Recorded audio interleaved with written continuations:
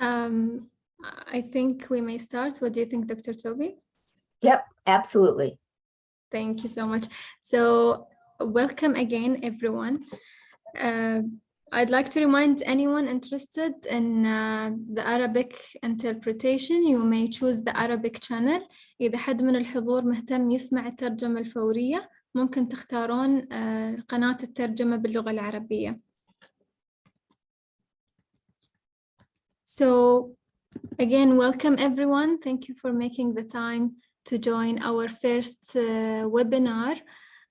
So today we are starting our webinar series for effective early childhood intervention. And we will be having about 4 sessions for families of children of determination and parents of children that are at risk of developmental delays. If you have any questions during the session, please feel free to write them down in the chat box. Mainly these sessions, if you make the time to attend them all, you will be able to describe major developmental milestones during the first 5 years of a child's life. You will also be familiar with major components of contemporary service delivery to young children of determination. You will also learn how to partner with the early intervention service providers during your child's journey, as well as engaging your child in everyday activities. If you are interested to have a certificate of attending these sessions, please make sure you are joining using your email, your full name that you would like to have in the certificate, or please type it in the chat box for the team. And please make sure you are attending the whole 4 sessions. So let us start with our first session, which is the foundations of early childhood intervention for families. Dr. Toby will introduce to us the critical frameworks guiding early intervention practices for supporting development, learning, and behavior. And please join me to welcome Dr. Toby, who is a professor in the Department of Pediatrics and the Director of Professional Development at the Georgetown University Center for Child and Human Development. Thank you so much, Dr. Toby, for making the time and for providing us with these sessions. Well, good evening, everyone, and thank you for attending this first of our 4 sessions. And Muna, thank you for that wonderful recap of what we're going to be doing over the next few weeks. I should just let you do the whole thing. You did such a great job. Which it will save a little bit of time, but as she said, that we will be meeting together for the next 4 weeks to talk about what you as family members should be receiving from your early childhood service providers and how to work most appropriately in partnership with those service providers. At the same time that I'm going to be working with you for the next 4 weeks, I will also be working with a group of providers. And so hopefully you'll be both getting the same message. Maybe some of the providers that are serving you and your child will be in that group. And together you will be able to discuss what I've shared and how to implement the kinds of practices that I will be sharing with you and what we expect service providers to be using with children of determination. Okay. As Muna said, we're going to have 4 sessions, and the 4 sessions will share information about children of determinations generally and globally, what issues and challenges there are, not only for individual families, but for the services provided throughout the world on early childhood intervention. We will be talking about those services and supports within a framework that really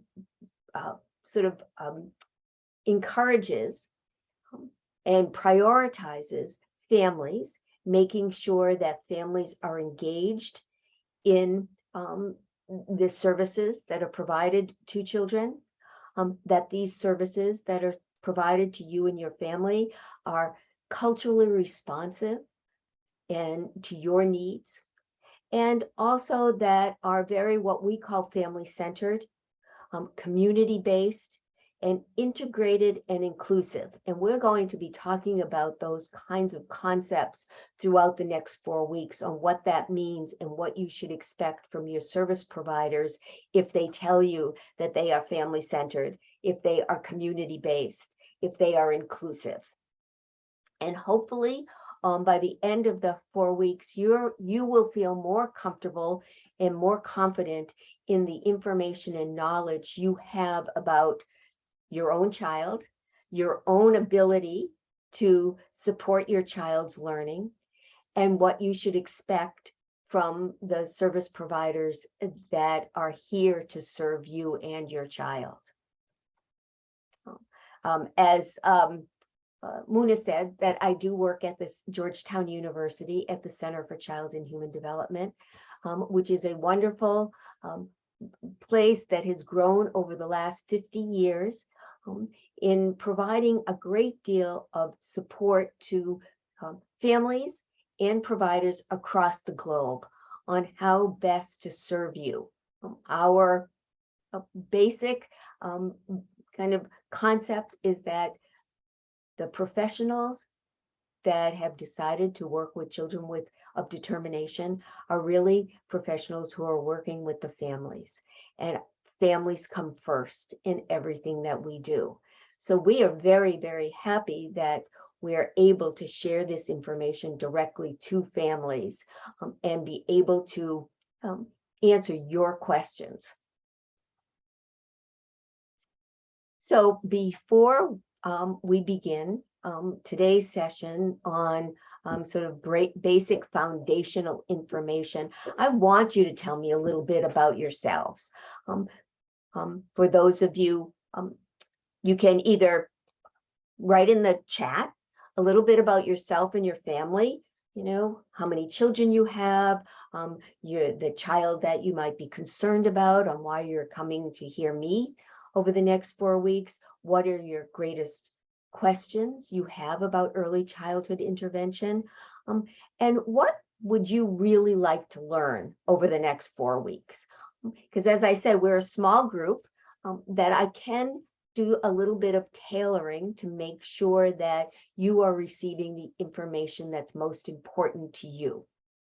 So you can either raise your hand, and if somebody would help me identify folks who might be raising their hand and wanting to speak, or you can write some information in the chat.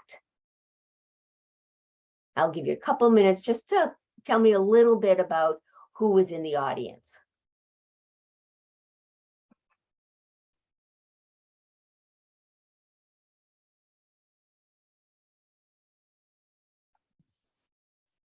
Four children. Wow, you're a busy woman. And does one of your children have a have a disability or a developmental delay?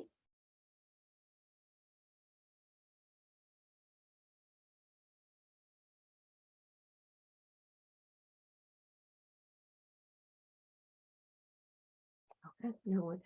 So you're going to learn lots about child development, and the kinds of supports that are available to people who do have children with disabilities. Anyone else want to share some information about yourselves and your families? What's the most special thing about your child?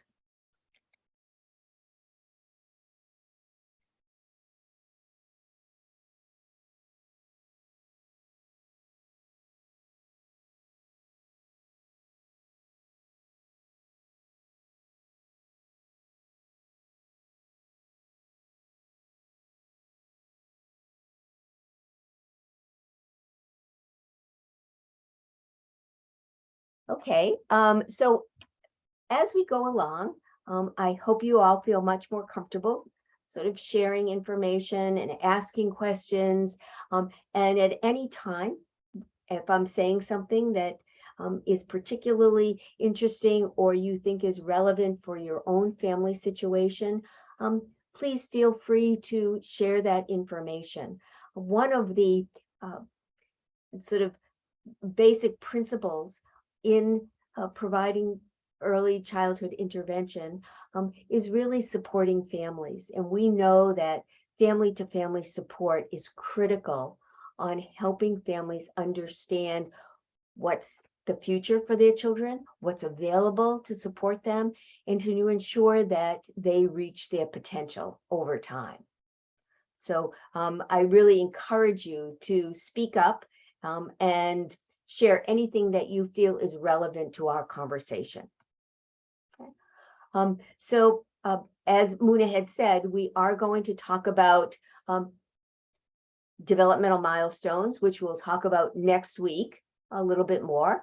We're going to talk about the major components of service delivery, which includes family-centered care and services in the natural environment. We're going to have one total session on how best that professionals and families work together as partners in serving the children and making sure that the children are part of the family on an ongoing basis. And then we'll be having another session that's specifically on how best to engage children in what we call everyday activities and routines. So today, with foundations of services and supports for families. Next week is we're going to talk about disability and developmental delay and what we mean by that, and what are the common disabilities that are identified in the early childhood period. Then we'll talk about your participation in the early childhood intervention process, which we know is critical to the success of the intervention that's being delivered to your children. And finally, we'll wrap up our session with looking at what are the most effective practices on helping children be included in everyday learning activities. And as Muna had mentioned, if you attend all 4 sessions, you will receive a certificate of completion from Georgetown University. Okay. But before we begin on specifics about children and disabilities, I just want to remind you of a few things that I feel are really important. All the information that we're going to be shared with you over the next 4 weeks is useful for all parents, particularly for parents of children of determination, but all parents will benefit from receiving this information. Want to remind you that your challenges are similar to the challenges all families have, no matter what type of disability their child may have, or if their child has no disability. We all have challenges within our family with our children as they go through early childhood, as they go through school. We know that those challenges are similar across the board. So I don't want you to feel all alone in your challenges. I also understand that all of us as caregivers are trying our best to help children, despite the kinds of challenges we as a family may be experiencing, what the challenges our community may be experiencing, and what the challenges our individual children may be experiencing. As I mentioned earlier, parent-to-parent support is critical.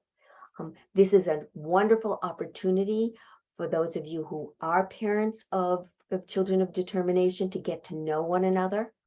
And we're going to have a couple of breakout rooms that I hope you're able to share information about each other's families so that you can create a network of support for yourself. We know that research tells us that parent-to-parent support is critical and probably even more critical than the support we get from the professionals.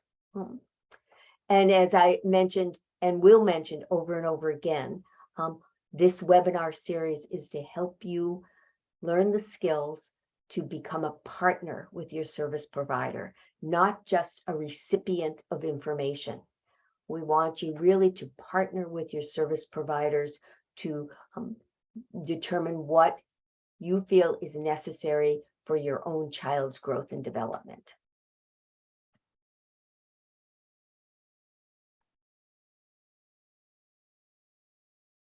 So, all children can learn and develop skills, no matter what the disability that they have, no matter what the challenge you are seeing in your children. It is up to us as professionals to partner with you to figure out how best your individual child can learn and develop, because we know that all children can develop skills and can learn. We also know that children learn best when their environments are predictable, calm, and, as I like to say, cool, sort of cool, calm, predictable environments. And we're going to talk about environments quite a bit. The context of learning is as important, if not more, than what the professional suggestions are. So we want to make sure that we help create environments that promote development and learning. And we also know that children learn best in everyday activities. So we will be promoting the use of everyday activities as the context for learning, not necessarily going to a special clinic, not necessarily going to a therapy room, not necessarily needing to go to a special school, but for young children, especially under the age of 5, those everyday activities are where and when children learn best. And we'll talk much more about that as the 4 weeks progress. So we're going to have a little breakout activity. Given that what I just said, that children learn best in everyday activities, children learn best in calm and predictable environments that are comfortable and familiar to children, I want you to do a little game.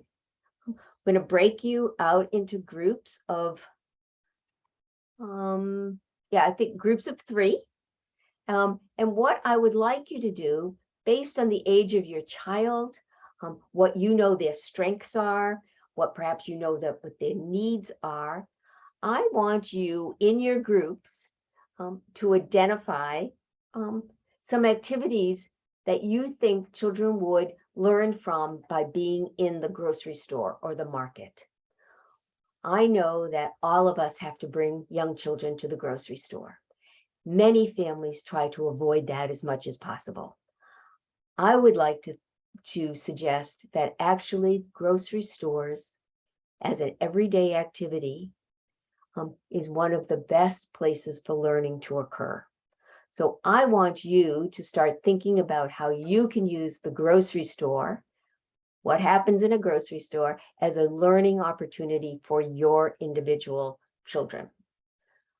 I'd like one person in the group to write down all the activities that you can think of, and then one person to share that information when we come back. You'll have 10 minutes to work in your group, and then we'll come back.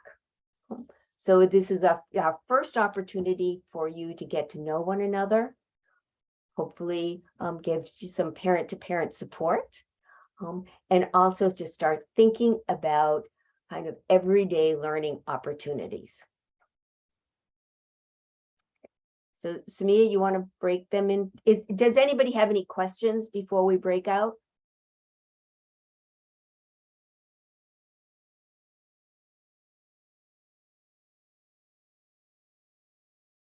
Okay, so Samia, could you break them into groups of 3 for about 10 minutes?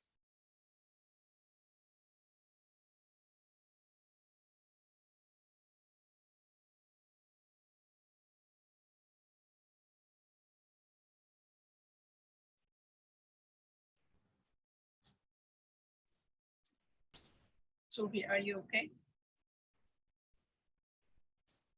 Are you You- able to your screen? Who are willing to talk, because I can't see any of your boxes anymore. Was there any group that would like to share the information that you talked about during your breakout group?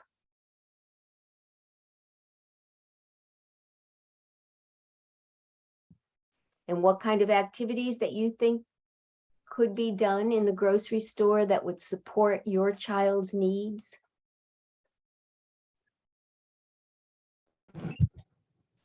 مرحبا دكتورة توبي.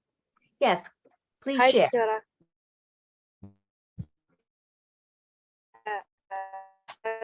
I'm just now, but I do the activity with Zaid and Manal. أنا تكلمت عن بنتي ميثا، وكانت يعني نقاط القوة عندها إن هي أنا أشوف إن هي ذكية، دقيقة الملاحظة، 4 سنوات، يعني بتكمل 4 سنوات بتدخل 5 سنوات. هي السنة القادمة بتكون روضة أولى. الصعوبات اللي أنا أواجهها مع ميثا، بعض مخارج الحروف عندها ما تنطق بطريقة صحيحة. يعني إذا كيف إني أنا أقدر إني أعالج هالموضوع، أنا للأسف ما أعرف نشاط متجر البقالة اللي حطنا أنتو، لكن أنا أفكر إنه يعني أبدأ أخذ يعني كتب فيها صور، يعني أبدأ أعلمها مخارج الحروف بطريقة صحيحة، أو إني شو اسمه ألجأ إلى أخصائي علاج النطق. Okay, so that sounded like a really great activity. Could somebody translate that for me? Interpret that for me? شكرا جميلة. So Jamila was sharing about her daughter Metha. As Jamila joined right after we explained the grocery store activity. Mhm. So what she have been doing with Metha, because she noticed that some of the letters and pronunciations are not right. So she's kind of buying her books and stories and reading with her to get her more experienced using her letters, and she's also considering to see a speech therapist. Okay, so that is really great to use books and activities like books to increase language, increase words, improve your pronunciation. The grocery store is also an excellent place to reinforce those kinds of activities. Children love grocery stores, and I know sometimes for some of us, it can be challenging because there's so much to see, so much to touch, but this is an excellent way to reinforce language development. When you're in a grocery store, picking out different kinds of fruits and vegetables, identifying the different colors of fruits and vegetables.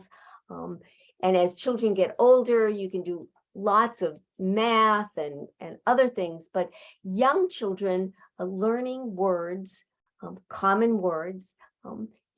Grocery stores is an excellent place to do that. So you could read a book about a grocery store, but you go to a grocery store, it is so much more meaningful. It's real, tangible for the children. So that's one great activity to learn to learn language through going to the grocery store. What other kinds of things did other groups discuss? Toby, could you please choose English, because Amani has been doing the English and their interpretation. Please choose English. Thank I you. cannot do that. Okay. I'm trying, I cannot see any other, Are you you in know, Zoom? as I was saying, that grocery stores are one of those naturally occurring learning environments that can be really, really important for language development, particularly, But as children get older, we're learning about sizes, learning about different shapes, certainly colors. So that's one activity that can be used in grocery stores. So what other activities did your groups talk about? One more group, try to share with me what your group talked about.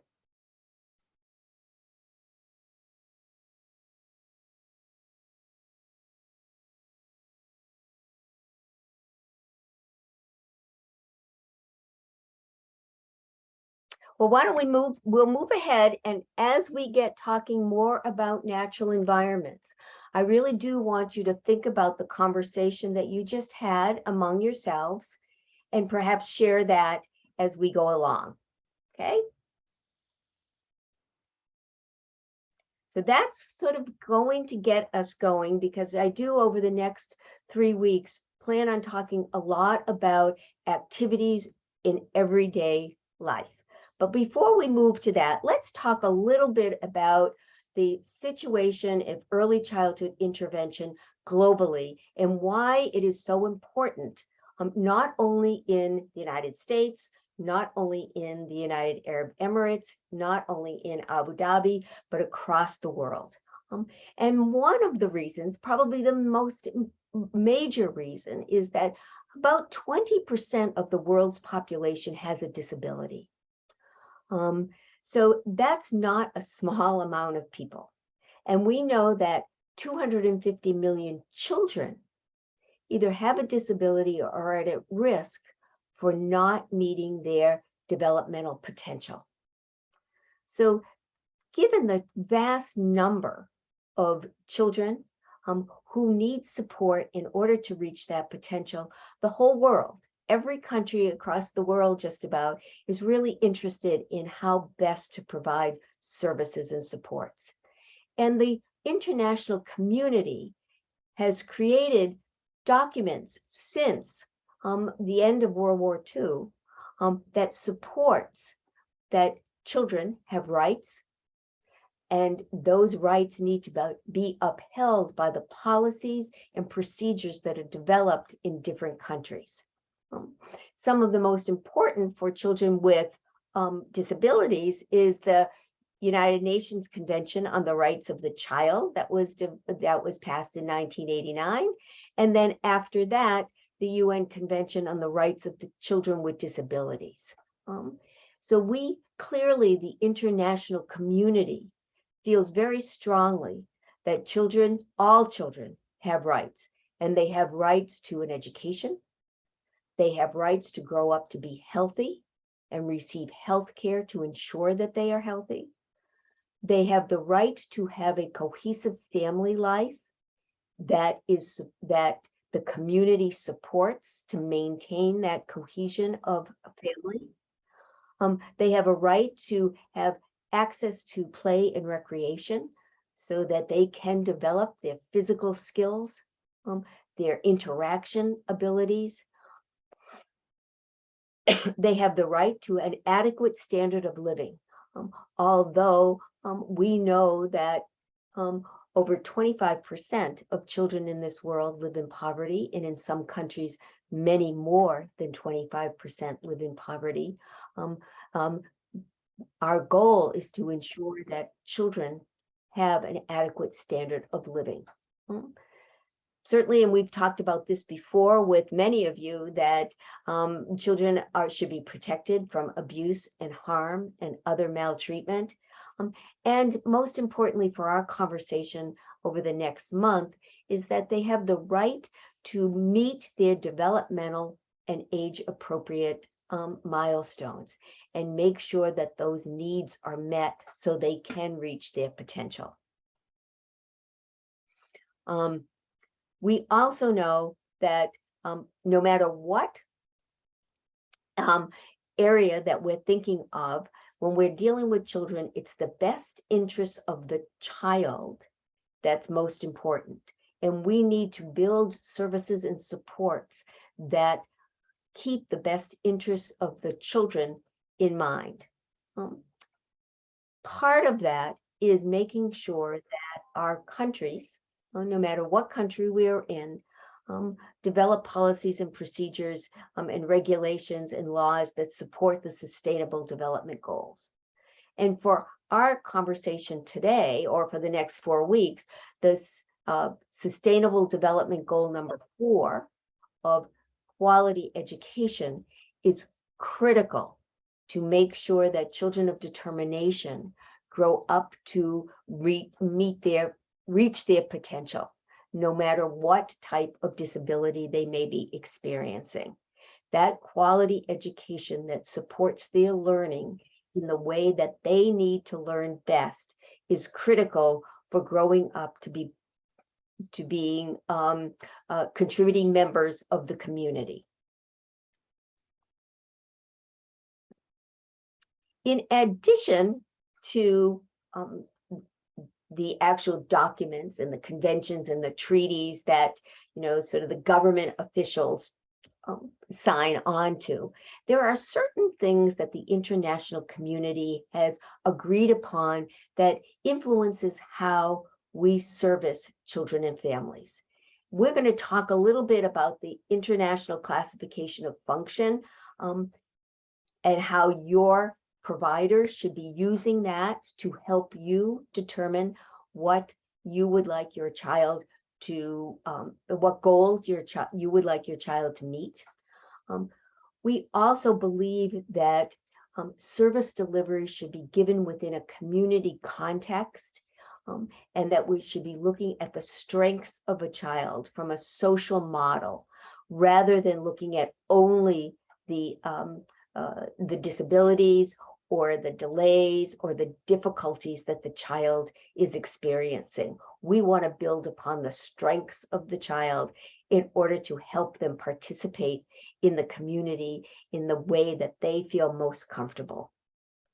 And as I mentioned, the international community has decided that not only children have rights, but all children have rights, including children of determination. So what about Abu Dhabi? And the UAE? Well, the UAE has instituted laws and regulations that concern the rights of people with disabilities. The Ministry of Community Development has policies that promote disabled persons being part of the community. And certainly the Ministry of the Interior also has policies, procedures, and programs that provide rehabilitation and employment for people with disabilities. Abu Dhabi also has specific policies, procedures, and programs that support children of determination. One is that all schools are required to provide appropriate educational support to students in the general education classroom, or what's known as inclusion.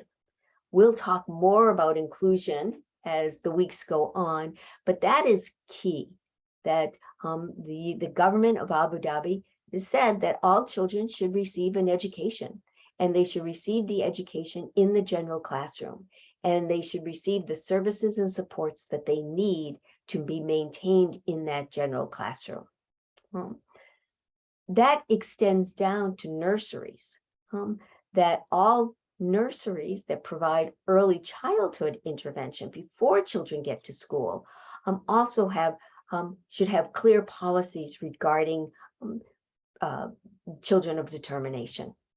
So if you have a young child, 1-year-old or 2-year-old, that you want to enroll in an early childhood program, and your child happens to have Down syndrome or cerebral palsy or autism, that your early childhood program should be able to talk to you about how they will include your child in that program, and to ensure that the child gets the services and supports that they need to stay and be successful in that program. And Abu Dhabi has developed a comprehensive strategy for people of determination that you may need to be aware of, or your providers need to be aware of, that supports health, education, rehabilitation, employment, social engagement, recreation throughout the community. So you can see that internationally, as an international community, we support people of determination. As a country, as a UAE, like so many individual countries, they have policies and procedures that the individual emirates need to implement in ways that are particularly helpful for, as in your case, Abu Dhabi. So as I mentioned, there's a lot of children in the world that may not meet their developmental potential for a whole host of reasons. 53 million of that 250 million have specific disabilities that we know of, especially intellectual disability, ADHD, autism, hearing, vision loss, and also epilepsy. But there is also many more children with other kinds of disabilities that have not had the robust data collection as these particular disabilities. And although this doesn't pertain to you as much, but most children with disabilities or children of determination live in low and middle income countries. And the more poverty a country has, the more likely the children will have a variety of learning or developmental challenges that they will have to provide services and supports for. Unfortunately, may not have the resources to provide those services and supports. So how many children in Abu Dhabi are children of determination? We know that the number of registered children of determination is 4,443, or at least in the last time I saw a number about a year ago. But that is a really, really low estimate. It's suspected that there's about 300,000 children under the age of 9 in Abu Dhabi. At least 10% of them have some sort of a developmental challenge, either a known disability or a difficulty in school, perhaps for young children, a developmental delay. But given the degree of disability worldwide that we know is 15 to 20%, at a very low estimate would be 10% of your 300,000 children under the age of 9 probably need a little extra support to make sure that they are moving ahead with their development. So I say that for you that are parents, that you're not alone. There are many children that need support. And that's why it's so important for you to develop that community of parent-to-parent support. So you do not feel like you are the only one in your community. And given that sort of broad-based background of one, that we know that there are lots of people with disabilities in the world. We know that we want to provide the services and supports that help them be included, especially in school and receiving a quality education. And we also know that everyday activities and routines are very, very important to ensure that children are included in those in school and in the community. Most importantly, we know that starting as early as possible is critical. So the importance of early intervention cannot be underestimated. So I want to sort of talk just a little bit about what we know about brain development and why it is so important to take advantage of those early days of brain development. One, we want to make sure that children who are receiving early childhood intervention, they are receiving it in a way that prepares them to successfully participate in community-based activities. And this could be early childhood programs, it could be community recreation programs, it could be school programs, it could be going to the mosque with your family, it could be doing other family activities, going to the mall, whatever, going to the grocery store. We want children to participate in all those kinds of environments. We also know in order to help children participate in all those environments, the service providers need to work with families to provide frequent warm interactions with the children, that they help families be responsive to perhaps the challenges and the needs and the strengths of individual children. They will help you develop language-enriched environments, because we know that the importance of language is critical for success in school. We also know that doing activities and not just being shown activities is critical. So your service providers should be working with you, seeing you provide activities to your children and helping you be engaged in those experiential learning activities. And the importance of social emotional learning is also critical to future learning. Social emotional learning forms sort of the basic foundation of how learning occurs over time.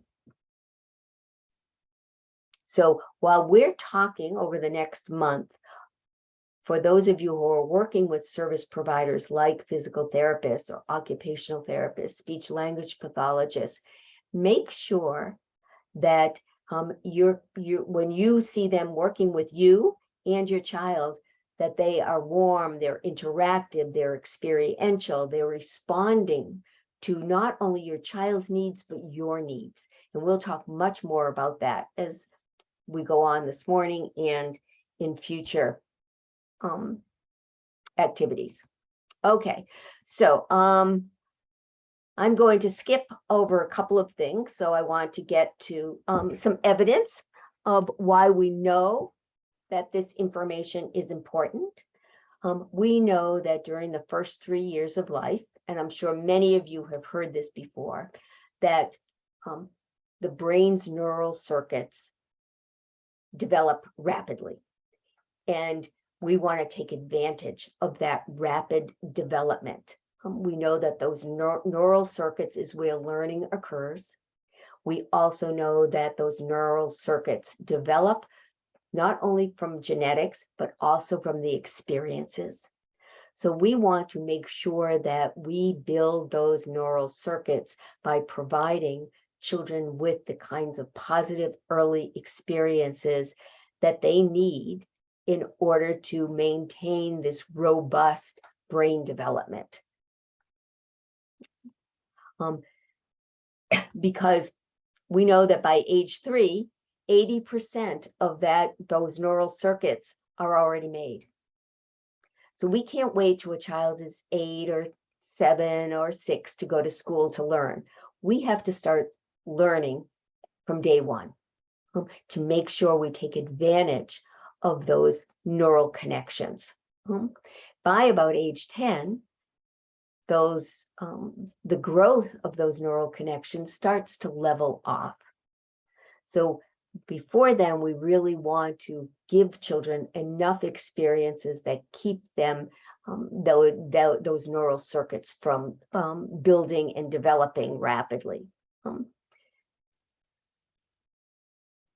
So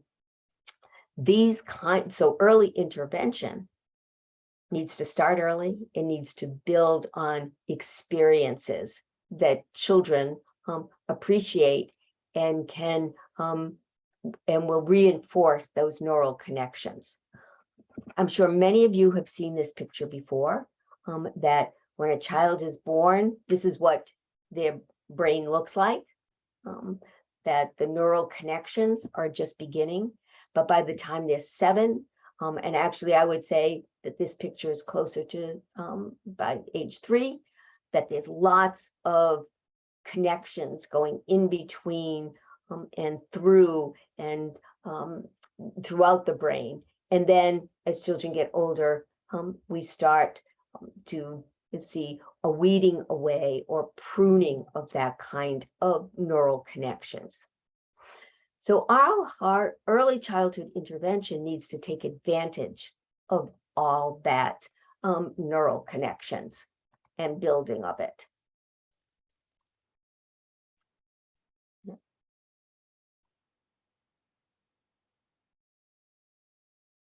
We also know that any kind of disruption in a young child's life, like having a disability or a developmental delay, can interfere with their child's ability to learn from the experiences that are just offered generally to a child. So that is when, in order to take advantage of all that learning that does occur within the first 3 years of life, we may need to provide some extra support to them so that we can create some ideas, some strategies, some activities that build upon the activities that are generally given to children, but in a way that capitalizes on those building of those brain connections. So we want to make sure that we determine how this disruption in a young child's life may be affecting them. Is it affecting their language? Is it affecting their movement? Is it affecting the way they perceive the world? Is it affecting the way they respond to the world? We want to make sure we can figure that out so we're able to provide the supports that can sort of create an environment that limits that negative effect on a child's life. And I want to propose that your service providers that are helping you and your child with the determination to take advantage of that brain's ability to change within those first 3 years of life have to do what I call care. And we're going to go through what caring means. And as we go through this, I want you to think about the services that are provided to you and your family. And are they provided in a way that is showing you that those service providers care? Okay. So first and foremost, we want to make sure, in order to determine that a service provider is caring, is that they need to connect with you as a family. They need to be able to provide what we call family-centered care. We recognize that families are the consistent and continuous relationship that a child has. Therapists, PTs, OTs, speech therapists, teachers come and go out of a child's life. Families are always together. So we want to make sure that all service providers who interact with a family connects with you, learns about you, learns about your culture, your traditions, what you believe in, what the dreams you have for your child. And that is pretty critical. We don't want to say, have them tell us what our dreams are for our children. We have dreams for our children, and we want the service providers to help us help our child reach those dreams. In order to connect with families, they should be sharing positive experiences focusing on the strengths of the child, focusing on the strengths of your family unit and all the resources that you have available to you. Take advantage of all those different kinds of resources, which will vary across families. And we can take advantage of those positive experiences when we listen to you, when we allow you to partner with us, when we encourage you to tell us what you want to tell us. And when we really, really listen in a very reflective way and take into consideration what you're saying when we are developing skills and activities that we are developing to help your child. In order to engage with you, and again, think about your service providers. Are they recognizing that you are competent in your parenting skills? Or are they always telling you what to do? Do they value what you're passionate about, what you like to do, and what you want your child to be involved in? Or are they, again, telling you what to do? Are they making sure that when they develop activities or make suggestions, that they are keeping in mind what your perspectives are, what you have determined to be your priorities and your concerns, what your goals and hopes are in the near future and in the long future? Are they strengths-based? Are they looking at the strengths of your family, of your child? I can't stress that enough. If you feel like they are only talking about the things that your child is not doing and not really helping you see what the child is doing, you really want to have a conversation with them. They need, if they are really caring about you and connecting with you, they are respecting the strengths that your family has. So that's the C of care. The A of care is providing services and supports within activities and routines that you do on a regular basis. Again, we know that children learn within everyday activities, like going to the grocery store is an activity, an everyday activity that children can learn in. And so you want your providers to help you make sure that the activities and routines that are necessary in your life as a family are helping your child, and your child is participating in those activities. If you're having difficulty with your child in the grocery store or going to the mall or to the playground, your service provider should be going to the playground with you, should be going to the grocery store with you to help you figure out how you can make that experience better for not only you, but also for your child. Having a schedule and maintaining a schedule is critical for young children. Children thrive on predictable schedules. So helping you, and I know that some of you have very big families with lots of various schedules. Everyone's doing different kinds of things. Helping you figure out how you can maintain some predictability for your young children is important. And again, your service provider may be helpful in that regard. And making sure that you're building in time for talking, reading, and singing to your children. That's even if your child isn't talking, even if your child isn't reading, even if your child isn't singing yet, you doing it with them will provide them with the environment or that context to learn how to talk, learn how to read, learn how to sing. So that's the A, activities and routines. The R of caring is providing responsive caregiving. this is critically important for your service providers to be able to observe you, observe your child, and help you respond positively to your child. Some children with some types of disabilities have a really hard time telling us what they want, what they mean by their behaviors. And we need to be able to really learn how to respond most appropriately that is helpful for every child.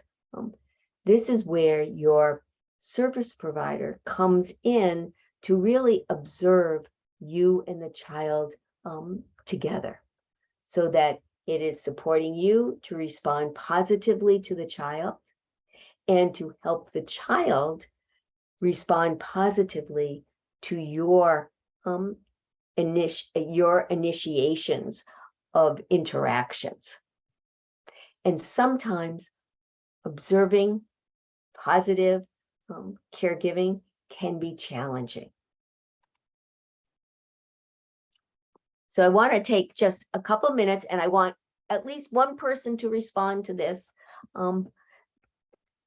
As I said, observing can be sometimes very challenging.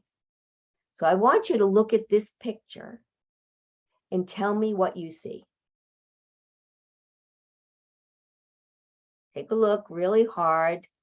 You can lean in close, you can go far away to learn it, to look at it, but tell me what you're seeing. I see two persons at the beach. Absolutely. You see two people at the beach. It looks like they are sort of hugging one another. They're very comfortable. Absolutely. What else do we see in this picture? I'm seeing a baby consisted in the tree and the sea and the the branches for the tree. Absolutely. Ahmed, you got it right on the nose. So he saw a baby. Some of you may not be seeing the baby. So here's the baby's feet, leg, thigh, body. That sort of looks like the lake, right? Here's the baby's arm. It's holding onto a branch. Here's another hand. And here's the baby's face and head. So those of you who did not see the baby, I hope that you're seeing it now, because once you see it, you'll never not see it. It's pretty clear once you are able to see it, but for many folks, just that initial looking at this picture, they see the water, they see the beach, they see the mountains or the forest in the background, they see the rocks, they see the tree, but they don't see the baby. And that is our message, that in order to observe responsive caregiving between a child and a parent, that sometimes it requires the professionals to observe you over time and in different contexts, to make sure that everyone is building upon the strengths of the child within those different contexts that they behave in, be it in the morning or the afternoon, during mealtime, during getting ready for nap time, during bath time, going to the playground, etc. By observing and helping families be responsive to caregiving, or providing responsive caregiving, we increase the likelihood that we're promoting healthy relationships. And healthy relationships are positive, they're supportive, they're responsive, and most importantly for the child, that they're reliable, that a child can rely on their parents, their caregivers, their nannies, their teacher, that they will always be positive, supportive, responsive, even if they are helping them learn something, even if they are helping them accomplish a difficult task. A healthy relationship does it in a positive way.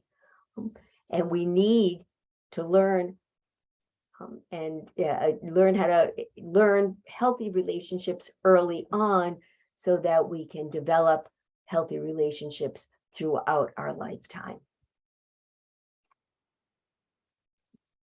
So the E of care is providing safe and nurturing learning environments.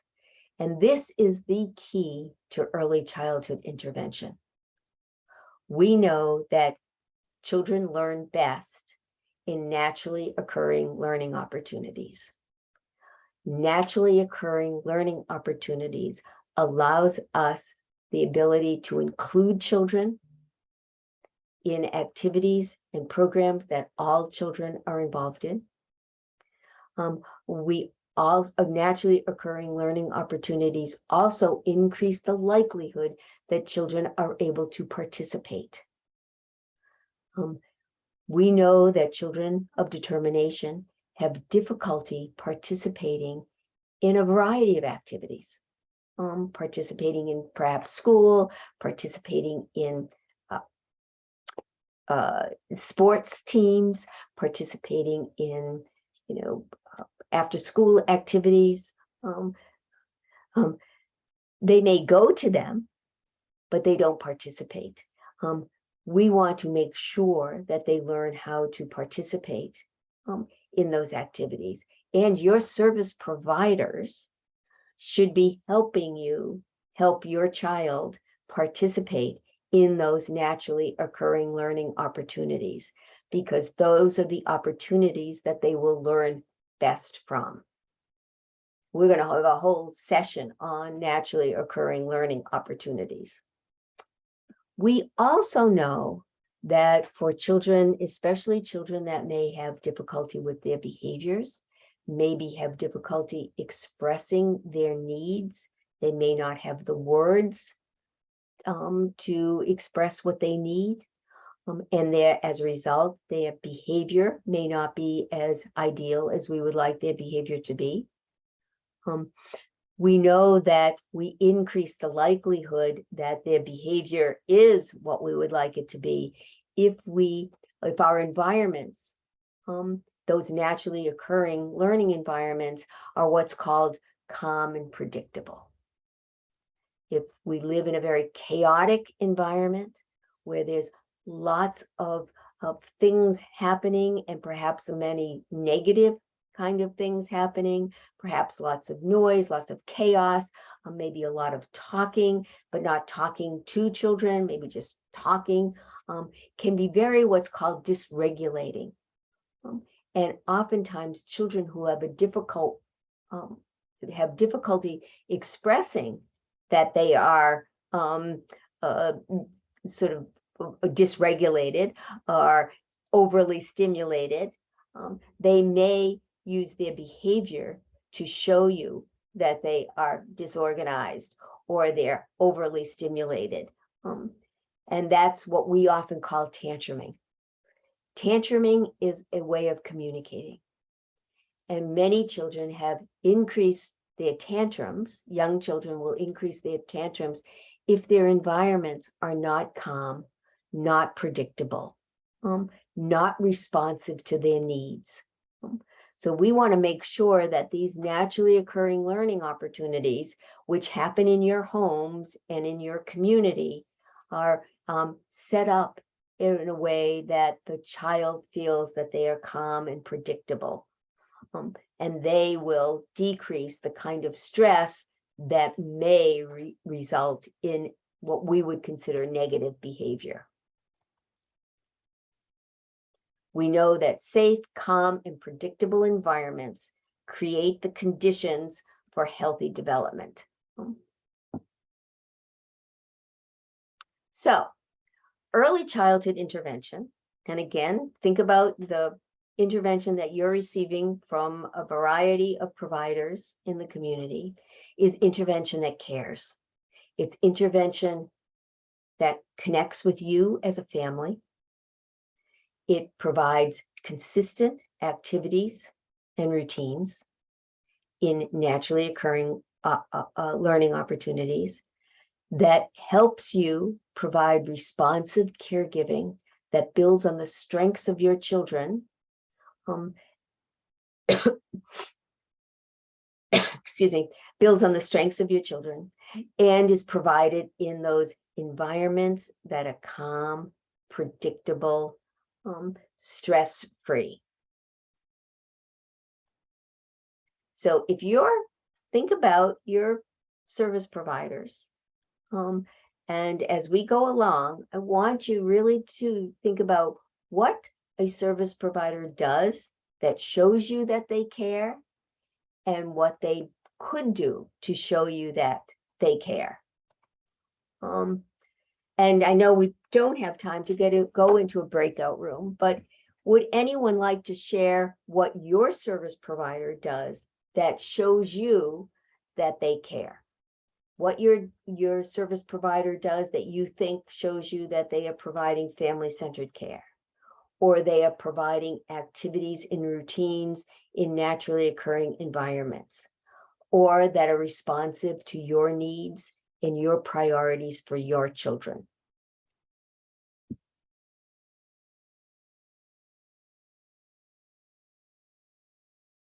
Or maybe that they don't do, or they could do, or you think of an opportunity that they could have taken advantage of.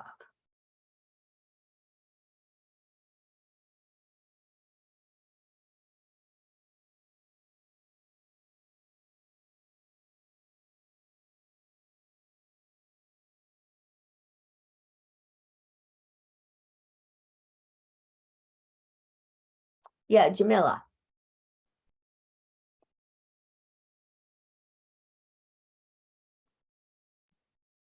جميلة ما نسمعك. You need to unmute. نحن مقدمي الرعاية أو بالنسبة للأسر للأسف أن كل أسرة ستبحث عن الكير في كل يعني منطقة. لا توجد يعني لدينا أماكن موحدة للحصول على جميع الخدمات. من الممكن أنا يعني أن أحصل على خلينا نقول مثلا على سبيل المثال الأكتيفيتي أند روتينز في مركز، والمركز الآخر سيغطي للناتشرال أند انفايرمنت. يعني هذه من التحديات اللي نواجهها، أن يعني الأسر يعانون من عدم مركزية الخدمات المقدمة لأطفالهم.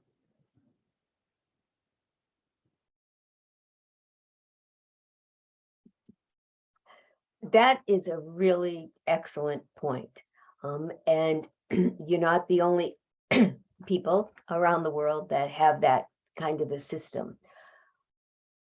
Our system of supporting persons with determination grew up from what's known as a medical system, in which you identify a problem and or a concern, and there's a specialist that provides you with support to overcome that concern or to intervene with that concern. And then you have identified something else, you have another specialist, and all those specialists may work in different places and in a different way. Ideally, you want all those specialists, perhaps as a speech therapist and a physical therapist or a teacher, we want them to work together. We want them to talk to one another, to share information, and come up with you a plan that everybody is doing similar things to reinforce the kinds of goals and outcomes that you want for your child and what your priorities are.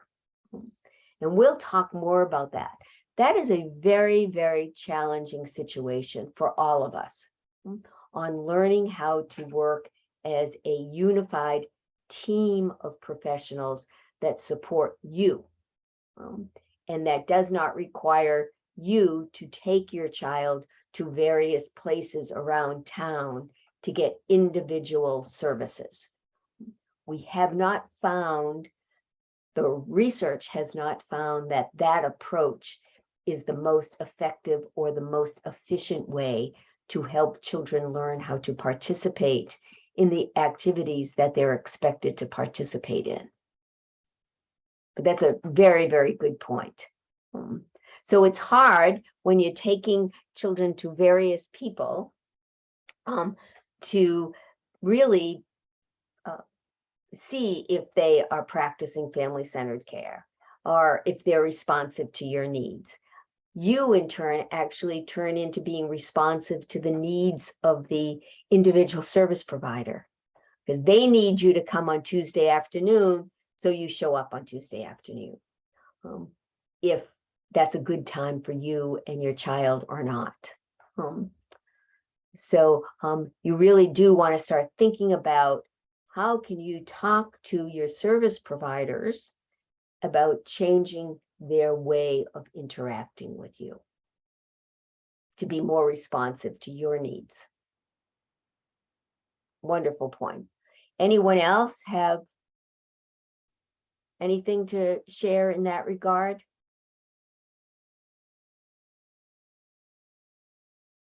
On how you are, how your service providers are providing you with support?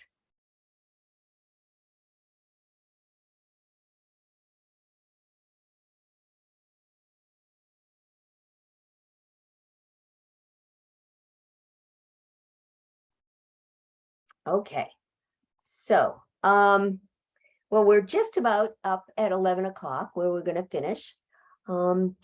And I'd like you to ask, we have some time to have some questions. If you have any questions, if you have any point that you want to discuss yourself.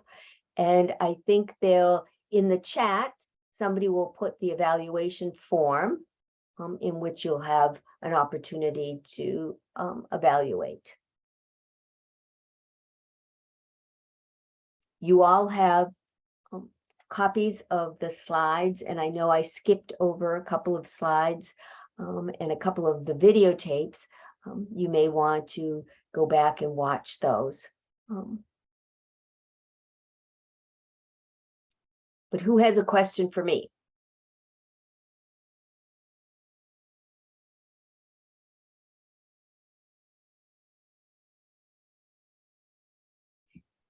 Okay, Jamila. دكتورة توبي أريد أن أضيف نقطة أيضا.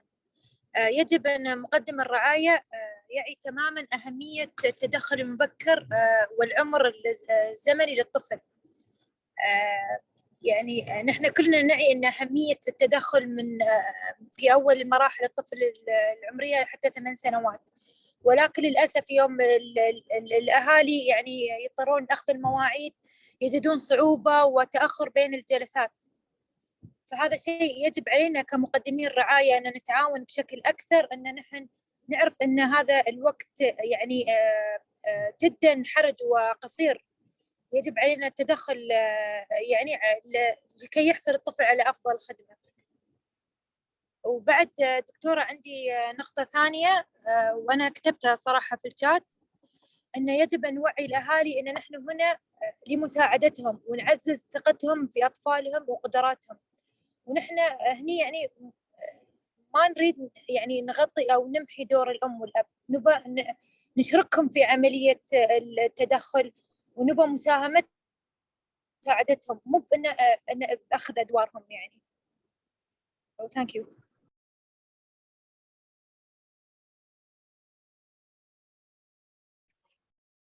Absolutely. So you brought up a couple of really good points. One, especially on providers need this kind of information. And that's why for the next 4 Thursdays, we're going to be meeting with a group of providers. And I'm going to be sharing them very similar kinds of information on what they need to do to partner with you. And I'm going to be putting the onus of the responsibility onto them to partner with you, to help you learn how to partner. Because that's critical. They have to recognize that working with you in those earliest years is most important. Exactly.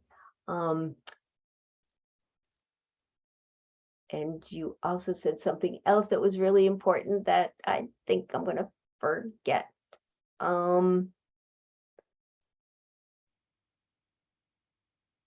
Yeah, I think I forgot.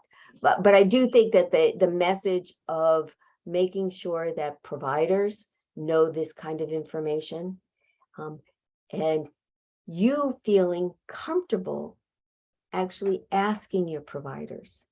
You know, we have all grown up believing that if you go to a specialist, you go to a doctor, you go to the dentist, they're the people who know. And you should just shake your head no matter what somebody tells you. You say, yes, yes, yes, yes, yes. Because working with a service provider that will help you help your child is a much more intimate relationship. You have got to develop the feeling of competence and confidence to develop that kind of relationship, and be able to honestly tell your service provider when things are not going as well as you would like them to, and to help them help you learn how to create a better equal relationship, so that you're sharing the responsibility, and not just assuming that they will do a particular job. Their job is to help you be the kind of parent that you would like to be for your child. So that's so very important on learning how to develop that kind of intimate relationship with your service providers, and for them to learn how to have that kind of relationship with you also.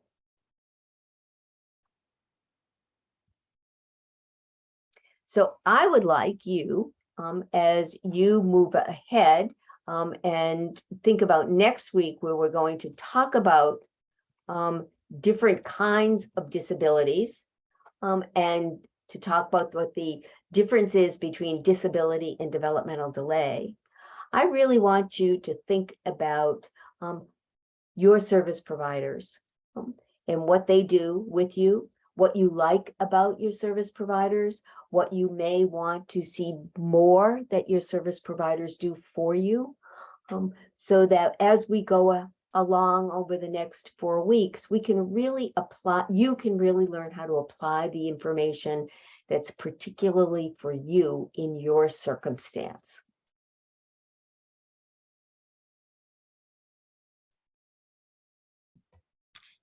Okay, great. Thank you so much, Dr. Toby, for the session, and thank you everyone for making the time to be here. We really look forward to seeing you next week with our next session. And in the chat box, you may find 2 links. The first one is for evaluating the session. We will really appreciate taking some time to give us your feedback. And the second link will give you access to download your copy of today's presentation in both languages, English and Arabic. And have a great evening, everyone. Okay, see you next week, everyone. Thank you for the valuable presentation. Thank you. Oh, thank you.